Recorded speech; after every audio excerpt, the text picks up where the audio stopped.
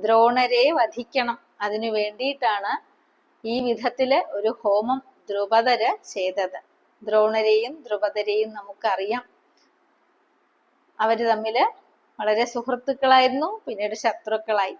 ഒരിക്കലും അങ്ങനെ ഉണ്ടാകരുത് എന്നാണ് ഈ കഥാപാത്രങ്ങൾ നമ്മെ പഠിപ്പിക്കുന്നത്.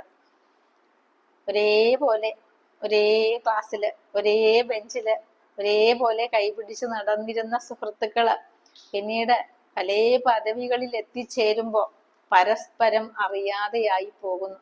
ആ സമയത്തും ചിലപ്പോ ഉണ്ടായേക്കാം അങ്ങനെയൊക്കെ. പക്ഷെ അത് പരസ്പരം ക്ഷമിച്ചു കൊടുക്കണം. അജ്ഞാനികളോട് ക്ഷമിക്കുക എന്നാണ് ഭഗവാൻ പറഞ്ഞിരിക്കുക.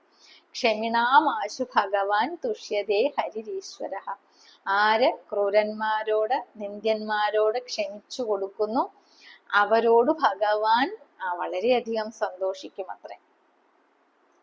അപ്പോ സതീർത്ഥ്യരെ ഒരിക്കലും മറക്കരുതെന്ന് ഭഗവാൻ തന്നെ തന്റെ സുഹൃത്തായ ആ സുദാമാവിനെ കെട്ടിപ്പിടിച്ച് ആലിംഗനം ചെയ്ത് കൊണ്ടുപോയി തന്റെ ലക്ഷ്മി തൽപ്പത്തിന്മേലി